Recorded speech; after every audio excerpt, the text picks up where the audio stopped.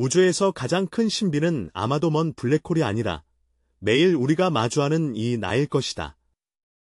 이 나는 겉으로는 실제 않은 듯 보이나 부처님의 지혜 아래에서는 하나의 표면적인 모순을 내포하고 있다. 부처님께서는 명확히 모든 법이 무아임을 설하셨으며 나의 존재를 부정하셨습니다. 이로 인해 근본적인 의문이 생긴다. 만약 나가 없다면 누가 윤회를 하는가? 영원한 영혼이 없다면 나는 무엇에 붙어 있는가? 이 문제는 불문에 처음 입문한 수행자들 뿐만 아니라 불교와 다른 종교 체계와의 가장 본질적인 차이점이기도 하다. 불교에서 가장 오래된 아함경에 따르면 부처님께서는 이 문제에 대해 일련의 정교한 해답을 주셨고, 이 해답들은 이후 불교각 학파의 발전의 기초가 되어 깊고 완전한 이론 체계를 형성하게 되었다. 그러나 이 이론은 민간에서 널리 믿어지는 영혼 환생관념과 근본적으로 다르다. 만약 당신이 이 질문에 대해 한 번이라도 고민해 본 적이 있거나 불교의 핵심 지혜에 관심이 있다면 이 영상을 보는 것이 결코 우연이 아님을 믿으십시오. 고대의 고승께서 말씀하시길 법은 홀로 일어나지 않고 장애와 인연이 함께 생겨난다고 하셨다. 당신이 이 지혜와 만난 것은 아마도 여러 생의 아름다운 인연이 성숙한 결과일 것입니다. 이 주제가 당신에게 법기쁨을 가득 채워준다면 댓글란에 남무아미타불을 적어주거나 이 모순된 문제에 대한 당신의 이해를 말해주세요. 오늘은 여러분께 원시불교의 핵심 가르침부터 대승불교각 파의 심화된 해설까지 불교가 영혼 개념에 의존하지 않고도 윤회와 업의 작용 원리를 어떻게 명확하게 설명하는지 알려드리겠습니다. 부처님께서 보리수 아래에서 깨달음을 얻으신 순간 그분은 충격적인 진리를 통찰하셨다. 우리가 단단히 집착하는 자아이다. 부처님께서는 이전에 없었던 명확한 통찰력으로 이 발견을 설파하셨습니다. 비구들이여, 은 무상하며 수는 무상하며 은 무상하며 은 무상하며 은 무상하여 나의 것이 아니다.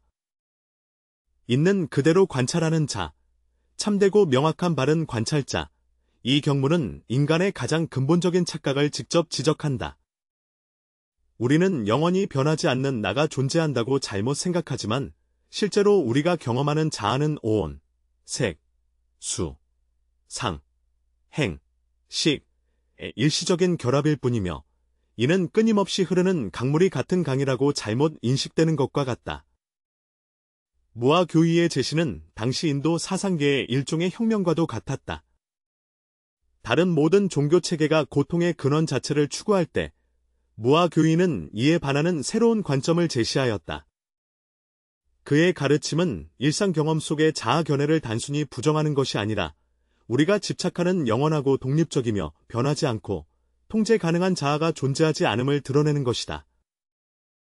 이러한 통찰은 불교를 근본적으로 영혼 개념을 필요로 하는 어떤 종교 체계와도 구별짓게 하며 또한 환생을 설명하면서도 영혼 개념에 의존하지 않는 세계 유일의 완전한 사상 체계로 만든다. 그렇다면 영원한 자아가 없을 때 업과 윤회는 어떻게 작용하는가? 부처님께서는 여러 생생한 비유를 통해 이 메커니즘을 밝히셨다.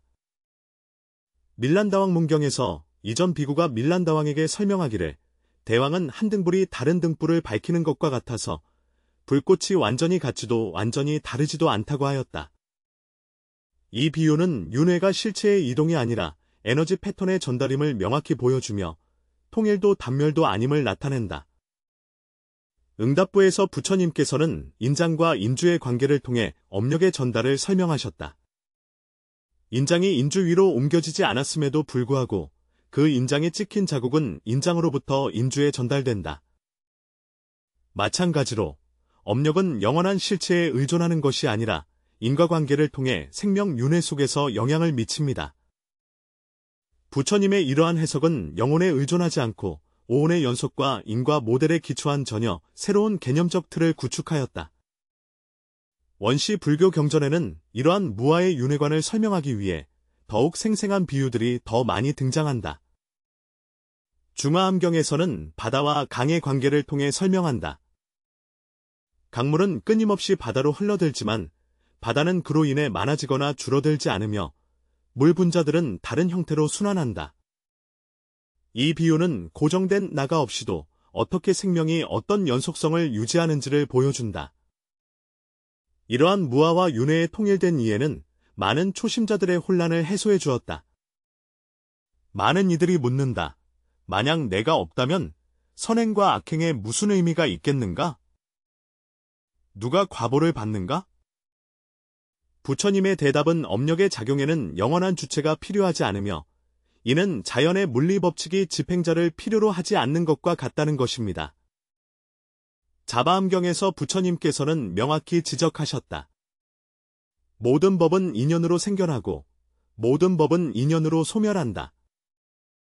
이러한 순수한 인과관계는 고정된 자아에 의존하지 않고 자연 법칙일 뿐이다. 초기 불교는 영기의 핵심 교리를 통해 이를 더욱 설명하였다.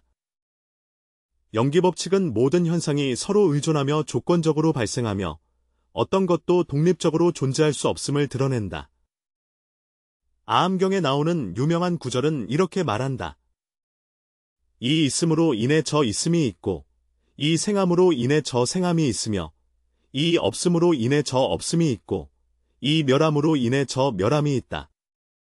이 간결하면서도 깊은 표현은 사물이 영원한 실체가 없더라도 인과의 연속성을 유지하는 방식을 설명한다.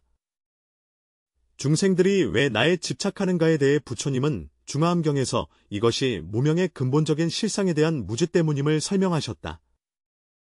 바로 이러한 무명이 중생들로 하여금 청정한 윤회 속에서 실체가 있는 자아가 있다고 오인하게 만들며 해탈의 길은 개정해를 닦아 결국 지혜로 무아의 실상을 비추어 나에 대한 집착을 끊고 생사윤회를 초월하는 것이라 하셨다.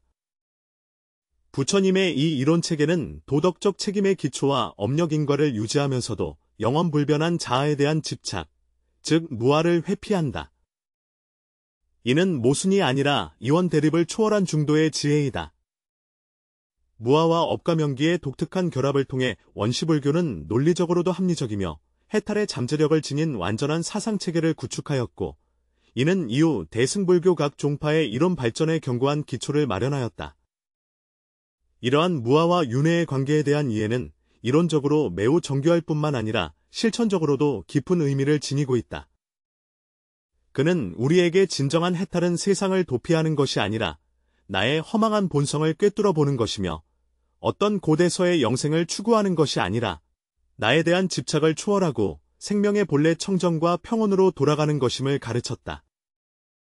불교의 발전과 함께 대승불교 각 종파는 무아와 윤회의 관계에 대해 더욱 정밀하고 심오한 해석을 제시하였다. 이러한 설명들은 원시 불교 교리를 부정하는 것이 아니라 핵심 정신을 유지하면서 다양한 근기를 가진 중생들에게 보다 체계적이고 다층적인 해설을 제공하는 것이다. 3대 주요 학파는 시종, 중관파, 그리고 열애장 사상이다. 각자 다른 관점에서 이 이해를 심화시켰다. 유식종은 8식설을 제시하였으며 그중 제8식인 아레야식 이론이 특히 중요하다. 해신밀경에서는 아라야식이 매우 심오하고 미세하여 모든 종자가 떠다니는 흐름과 같다고 설명하고 있다. 나는 눈을 뜨지 않고 번뇌에 빠지고자 하며 차별하여 나라고 여긴다. 아레야식은 거대한 창고와 같아서 모든 업장의 씨앗을 저장하고 있다. 이 씨앗들은 적절한 조건에서 다양한 과보로 나타난다. 현장대사는 성유식론에서 더욱 상세히 설명하였다. 이 시점에서 무실의 일에 모든 번뇌와 청정한 법의 씨앗들이 쌓여있는 고지기에 이를 장이라고 부른다. 생명이 끝날 때 전생의 눈, 귀, 코, 혀, 몸, 의식, 말라가 사라지지만 아라야식은 업의 씨앗을 지니고 계속 윤회하며 다음 생명의 기초를 형성한다. 이러한 해석은 인과 연속성의 일관성을 유지하면서도 영원불변의 나를 긍정하는 것을 피한다. 하지만 유식종에서는 아레야식이 영혼이 아니라고 명확히 지적한다. 그것은 고정되고 변하지 않는 실체가 아니라 끊임없이 변화하는 과정이다. 성유식론에서 말하듯이 이 식은 찰나마다 생멸하며 전변하여 고정된 하나가 아니므로 전일이라고 할 수 있다. 그 본질은 무상한 변화이다. 다만 앞의 7식에 비해 더욱 미세하고 지속적일 뿐이다. 수보리 보살은 유식 30송에서 또한 강조하기를 이로 인해 능이 은밀하게 생겨나며 식의 차원에서 수용하고 여러 가지 법덕이 생기며 식근 등이 변화한다고 하였으며 알아야 식은 다른 식이 생겨나는 기초이지만 그것 자체도 인연합한 산물이기에 독립적으로 자존하는 실체성이 없다고 하였다. 한편 중관파는 이 문제를 더욱 근본적인 차원에서 해석한다. 용수보살이 창시한 중관합파는 모든 법의 공성을 강조하며 나만 공한 것이 아니라 윤회 자체도 공하다고 본다. 중론 서두에서는 생멸하지도 않고 증장하지도 않고 의지하지도 다르지도 않으며 오지도 가지도 않는다고 선언하고 있다. 인연이라고 말할 수 있으며 의심을 잘 소멸시키는 논이다. 나는 7수의 예부를 하고 모든 논 중에서 첫 번째이다. 성유식론사는 중론에서 이 사상을 더욱 발전시켜 변증적으로 지적하였다. 만약 항상한 자아가 있다면 그것은 변하지 않고 움직이지 않으며 업도 없고 과보도 없으니 결국 무엇을 하는가? 이 논점은 매우 정교하다. 만약 영원히 변하지 않는 나 또는 영혼이 존재한다면 그 실체는 변화를 겪을 수 없으며 따라서 윤회가 있을 수 없다. 만법이 모두 공하기 때문에 고정불변한 실체가 없어서 생사윤회의 가능성이 있는 것이다. 중간파에서 제시한 이진제설, 즉 세속제와 승의제를 통해 이 문제를 보다 심층적으로 이해할 수 있는 틀을 제공한다. 세속적인 차원에서 우리는 상대적인 자아와 인과가 이어지는 윤회를 인정한다. 승애 차원에서 우리는 모든 것이 공임을 알고 실체가 없는 내가 윤회하고 있음을 깨닫는다. 이것은 모순이 아니라 진리에 대한 다층적인 이해이다. 월칭이 입중론에서 말했듯이 모든 법의 참된 성질은 여러 생각들이 작용하는 바가 아니므로 엄제 등은 모두 세속적 지위에 해당한다고 한다. 세 번째 해석 경로는 열애장 사상에서 비롯되었으며 대표작으로는 대반열반경, 능가경, 대승기실론 등이 있다. 이 경론들은 모든 중생이 불성을 지니고 있다는 견해를 제시하여 윤회에 대한 본처론적 기초를 제공하는 듯하다. 그러나 대승제심론은 일심이문의 설을 통해 무아와 불성의 개념을 교묘하게 융합하였다. 일심법에는 두 가지 문이 있다. 첫째는 진여심문이요. 둘째는 생멸심문이다. 진여문은 마음의 본질이 생멸하지 않으며 청정하고 얼룩지지 않음을 드러내고 생멸문은 마음이 현상계에서 흐르고 변화하는 모습을 나타낸다. 이 두 가지는 대립되는 것이 아니라 동일한 마음성의 두 측면이다. 열애장 또는 불성은 실체로서의 자아가 아니며 자아와 무아의 대립을 초월한 청정한 심성이다. 능가경의 한 유명한 경문에 정멸자 일심이라 일심자 열애장이라 하였다. 이러한 이해는 보다 원흉한 시각을 제공하며 윤회는 실체적인 나를 그 매개체로 필요로 하지 않지만 완전한 소멸이나 도 아니다.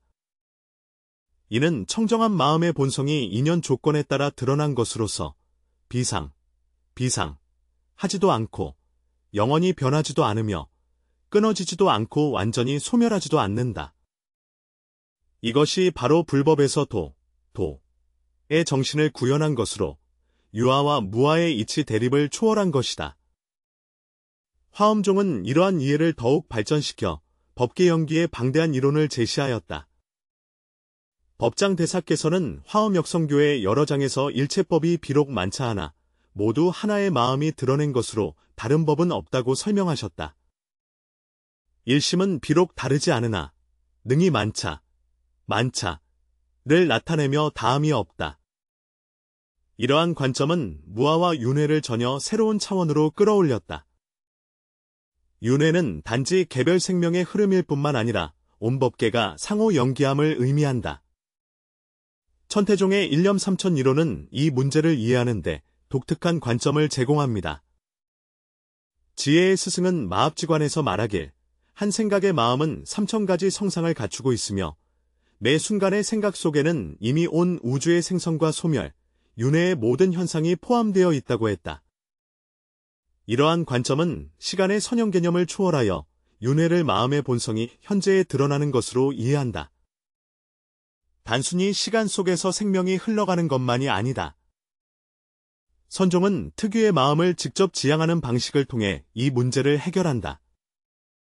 육조 해능은 단경에서 보리자성은 본래 청정하나 이 마음으로 집착하여 성불한다고 말했다. 이러한 마음의 본원에 직접 닿는 가르침은 복잡한 이론적 분석을 뛰어넘어 나와 무아의 대립을 초월한 본래의 면목을 곧장 드러낸다. 이 대승불교 각 종파의 해석은 서로 다른 차원에서 거대한 사상체계를 드러내며 모두 하나의 핵심 통찰을 가리킨다. 윤회는 영원한 자아를 기초로 하지 않지만 또한 인과 없는 우연한 사건도 아니며 인연의 결합에 의한 필연적인 과정이다. 이러한 이해는 단순한 유와 무의 대립을 초월하여 불법의 불가사의한 중도 지혜를 구현한다. 놀라운 점은 부처님께서 2500년 전 무아와 윤회에 대해 가르치신 내용이 현대 과학과 서양 철학 분야에서 점점 더 많은 증거를 찾아내고 있다는 것입니다. 이러한 고대 지혜와 현대 지식의 융합은 불법의 보편성을 입증할 뿐만 아니라 현대인들이 이 심오한 개념들을 이해하는 데 새로운 시각을 제공합니다. 심리학 분야에서 윌리엄 제임스는 현대 심리학의 아버지로서 19세기 말에 의식의 흐름 개념을 제시하였으며 의식은 고정된 실체가 아니라 연속적으로 변화하는 심리 상태들의 연속이라고 보았다. 그는 저서 심리학 원리에서 의식은 조각조각 나뉘어 있는 것이 아니며 단계들로 이루어져 있지도 않고 여러 부분들의 합성체도 아니며 계속해서 흐르는 연속적인 것이라고 썼다. 이는 불교에서 말하는 오온의 연속과 거의 동일하다. 더욱 주목할 만한 점은 현대 신경과학 연구가 자아의 구성적 본질을 추가로 입증했다는 것이다. 프린스턴 대학교 신경과학자 마이클 그레기노는 자아감이 뇌 속의 특정 영역이 아니라 전체 신경망이 만들어내는 기능적 모델이라고 지적했다. 기능적 자기공명형상 연구를 통해 과학자들은 우리가 경험하는 자아가 실제로는 뇌의 여러 영역 활동이 통합된 결과이며 단일한 자아 중심이 존재하지 않는다는 것을 발견하였다. 캘리포니아 대학교 샌프란시스코 캠퍼스의 신경과학자 알바로이는 그에 져서 행동 속에 지각해서 자아는 실체가 아니라 하나의 과정이며 뇌와 몸, 환경 간의 지속적인 상호작용의 결과임을 더욱 명확히 지적하였다. 이는 불교에서 말하는 오온의 합성과 놀랄 만큼 유사하다. 선정 연구 분야에서의 돌파는 불교의 무아, 사상을 직접적으로 입증한다.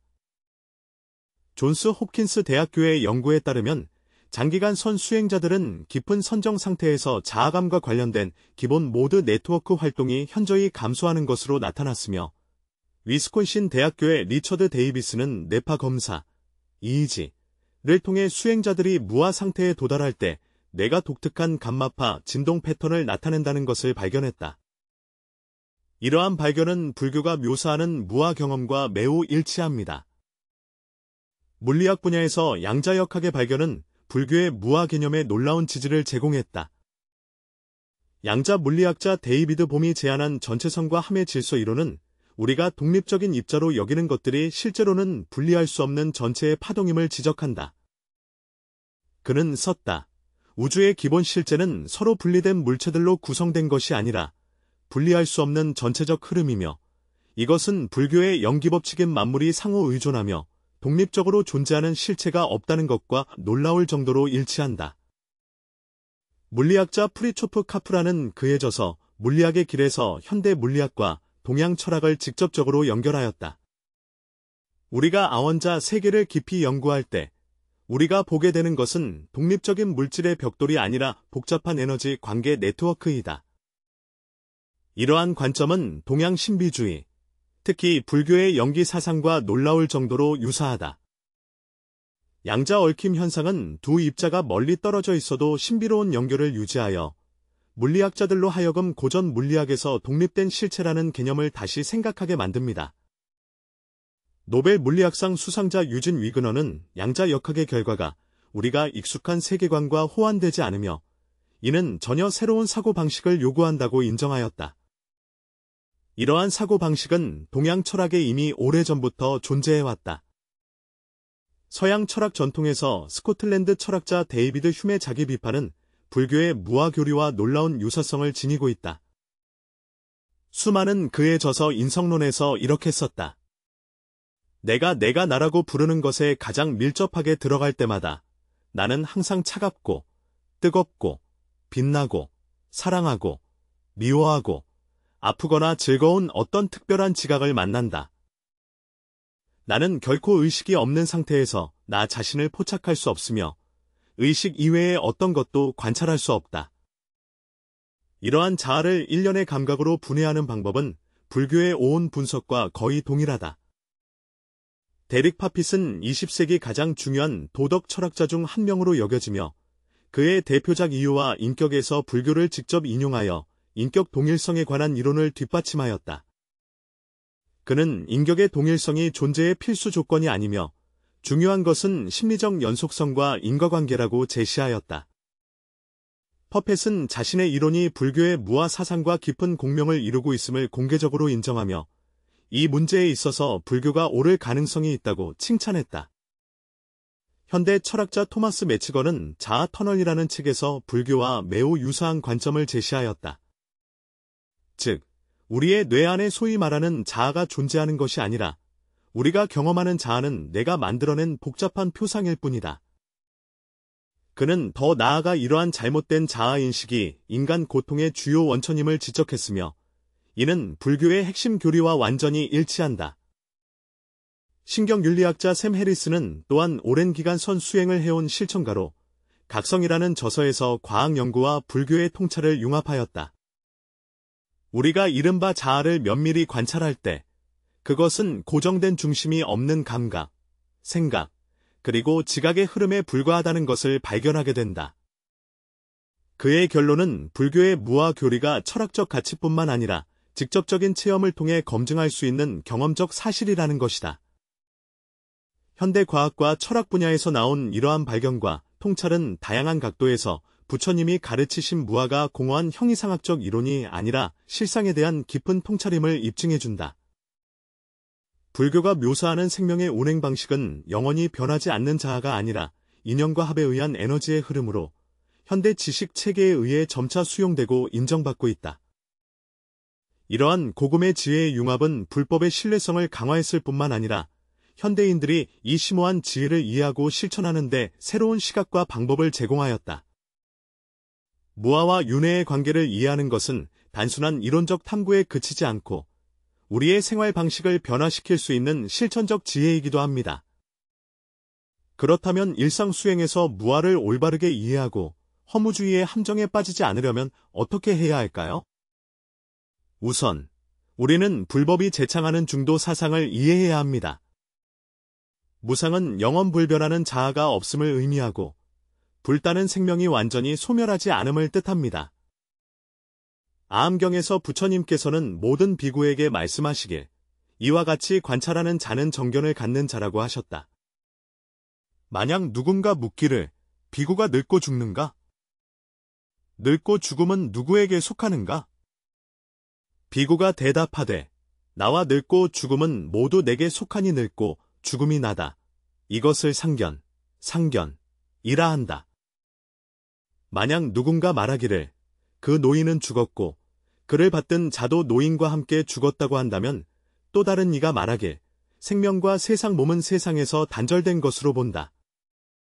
이 경문은 영원한 자아가 존재한다고 믿으며 생사를 반복하는 것을 항상 보는 태도를 영원론이라 하고 죽음 후 모든 것이 소멸된다고 보는 것을 단견, 허무론이라 명확히 지적하고 있다.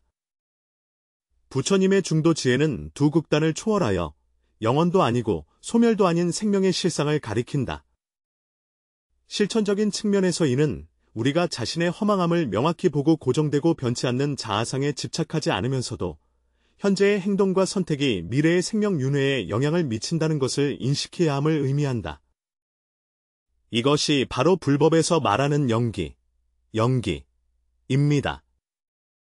고정된 자아가 윤회하는 것은 아니지만 업력의 인과관계는 여전히 유효하여 우리는 여전히 자신의 행동에 책임을 져야 합니다. 중화함경에는 한 사람이 사탕수수에서 즙을 짜내어 설탕을 만들고 다시 설탕을 뭉쳐 설탕 덩어리를 만드는 생생한 비유가 있습니다. 만약 누군가 이 단과구는 어디에서 왔냐고 묻는다면? 답은 그것이 설탕에서 왔고 설탕은 사탕수수즙에서 왔으며 사탕수수즙은 사탕수수에서 왔다는 것입니다. 그러나 우리는 당구가 사탕수수라고 말할 수 없으며 그것이 사탕수수와 전혀 관련이 없다고도 말할 수 없습니다. 마찬가지로 우리 이번 생의 존재는 이전 생과 완전히 같지도 않고 완전히 다르지도 않습니다. 오히려 인과가 연속되는 관계이다. 이러한 이해는 우리의 도덕적 세계에 전혀 새로운 기반을 마련해 주었습니다. 나 하더라도 인과의 책임은 반드시 져야 한다. 사실 무아이기 때문에 우리의 행위는 더 깊은 의미를 지니며 외부의 심판자를 위해서도 아니고 자아의 욕망을 만족시키기 위해서도 아니라 우리의 행위가 미래의 존재 형태를 형성한다는 것을 인식하는 데 있습니다. 모든 선한 생각과 모든 악한 행위는 인과의 바다에 던져진 한 알의 돌과 같아서 돌은 사라지지만 일으킨 파문은 계속해서 퍼져나간다. 이는 궁극적인 목표인 열반이 무아의 철저한 증명이라는 것을 설명해준다. 열반은 나의 소멸이 아니라 무아 실상에 대한 완전한 각성이다. 우리가 진정으로 무아를 이해하고 체험할 때 윤회에 대한 집착은 자연스럽게 사라진다. 마치 금강경에서 말하듯이 색으로 나를 보고 음성으로 나를 찾는 것은 사람의 그릇된 길이며 진정한 부처님을 볼 수 없다. 참된 해탈은 내가 어떤 곳에 도달하는 것이 아니라 내가 완전히 흩어져 생명의 본래 청정한 상태로 돌아가는 것이다. 선종 제6조 해능 대사께서 노래한 한 수의 개송은 이 경지를 생생하게 표현합니다. 보제는 본래 나무가 아니며 밝은 거울도 또한 받침대가 아닙니다. 본래 한 점의 물체도 없으니 어디에 더러운 티끌이 붙겠습니까?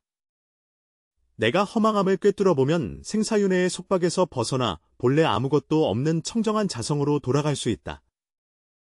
이것이 곧 무아와 윤회의 관계에 관한 실천적 의미이다.